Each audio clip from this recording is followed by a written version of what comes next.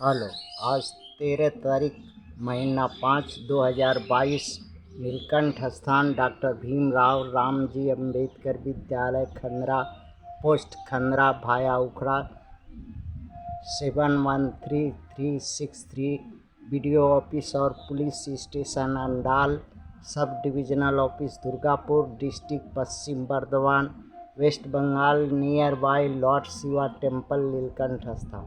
Today educational घुट्टी के तहत 13/5/2022 कक्षा 5 से लेकर 12 तक एक्सटर्नल वीकर सेक्शन के लिए आज जो है पॉलिटिकल क्वेश्चन है बैलेट और बुलेट बाय गवर्नमेंट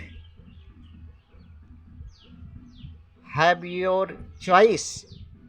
इसका कहने का मतलब है कि आप बैलेट से या बुलेट से गवर्नमेंट आप चाहते हैं। दोनों ऑप्शन नागरिक के पास उस देश में होता है, जो रास्ता नागरिक अपना सके।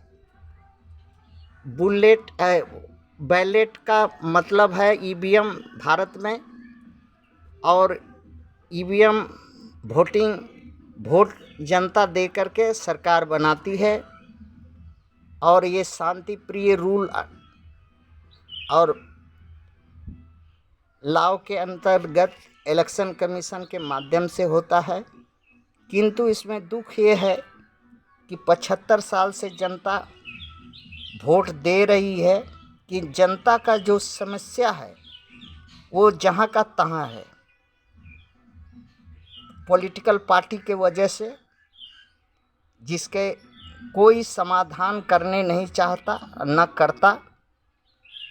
जनता वही भुखमरी, वही बेरोजगारी, वही महंगाई, वही अत्याचार, वही कुशासन, वही जो है सामाजिक अन्याय सहते आ रही। इसका रास्ता है जनता के पास। जनता जो है ही दोषी है, क्योंकि जब पार्टियां नागिन का धुन बजाती हैं वोट लेने के लिए, तो जनता मस्त हो करके और वोट बैलेट बटन पर जा कर के पार्टी को वोट देती है।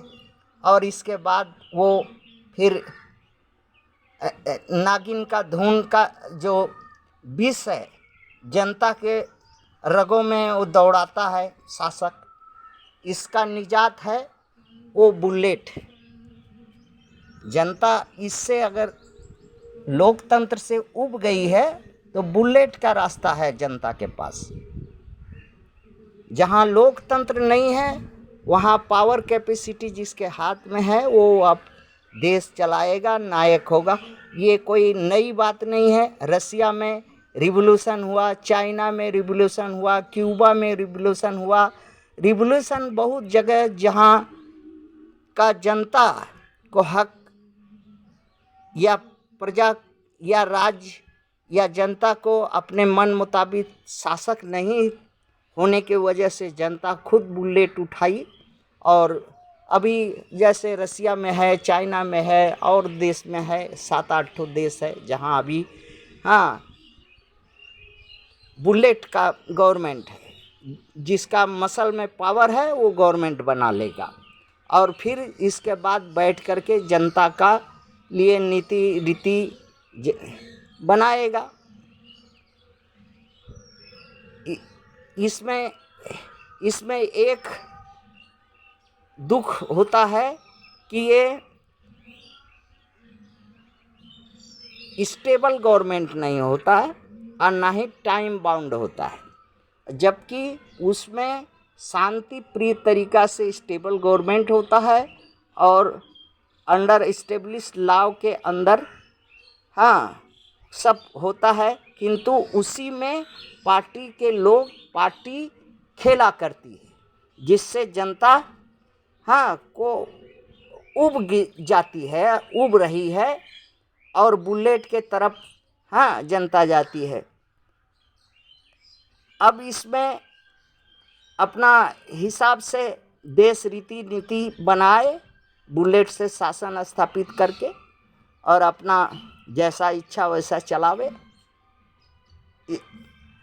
रह गई बात कि यहाँ जो है बुलेट का तरीका में जनता को कैसे जाएगी और कैसे कोई एक नायक नेता देश में बनाने पड़ेगा जो बुलेट का रास्ता से सरकार बदल दे।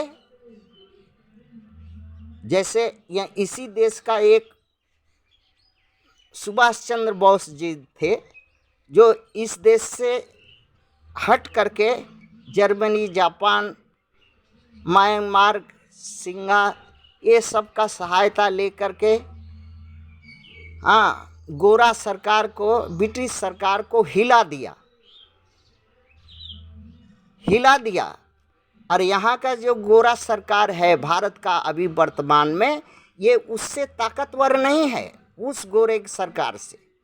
इसको भी हिला सकता है, बस शर्त है कि एक निष्ठ सुभाष चंद्र ऐसा व्यक्ति इस देश में आवे जो अपने हाथ में नेतृत्व ले और ये दोगली सरकार, दोगली पार्टियों और दोगली लोगों को सत्ता से विमुख करके जनता का सरकार बनावे। जनता जिसमें अपना सारा सुख सुविधा का वहाँ रीति नीति बना सके। अब रह गया बात, दूसरा रास्ता है इसमें कैसे सुभाष चंद्र जी कैसे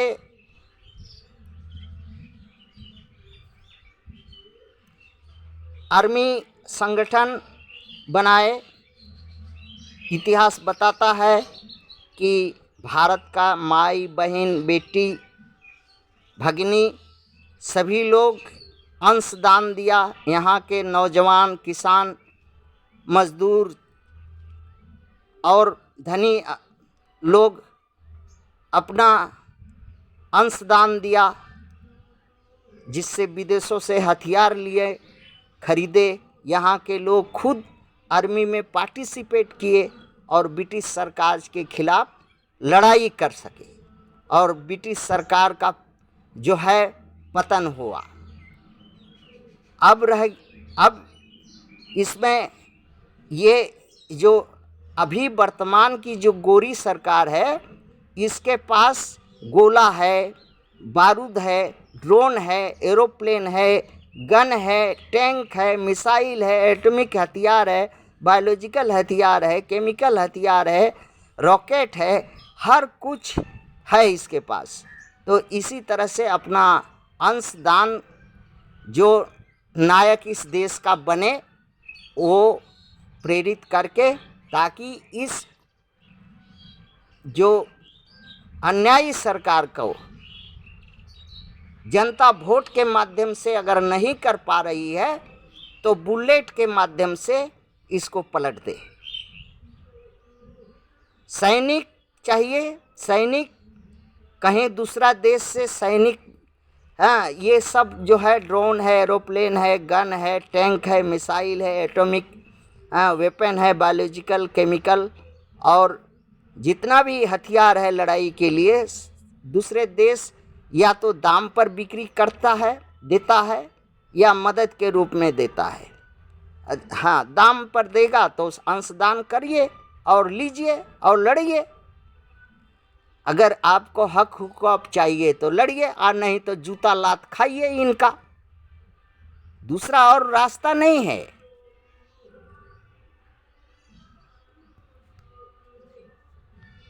और कोई भी देश, दूसरा देश कभी अपना नागरिक को आपके लड़ाई के लिए नहीं देगा, नहीं आप वो सैनिक देगा कि हाँ चलिए कि भारत में लोकतंत्र या वहाँ भारत की जनता बहुत तकलीफ़ में है, अन्याय है, बहुत न्याय नहीं मिलता है, रोजगार नहीं मिलता है, शासन में उनके साथ न्याय नहीं होता है।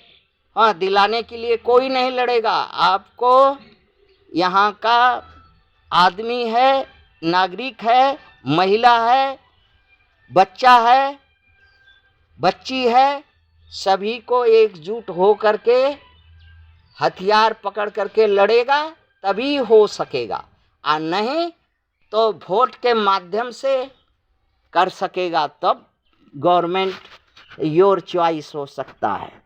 और वोट से माध्यम से तो 75 साल से है, क्या पाया और क्या पाएगा आगे, ये पार्टियों के दलाल के चलते। थैंक्स।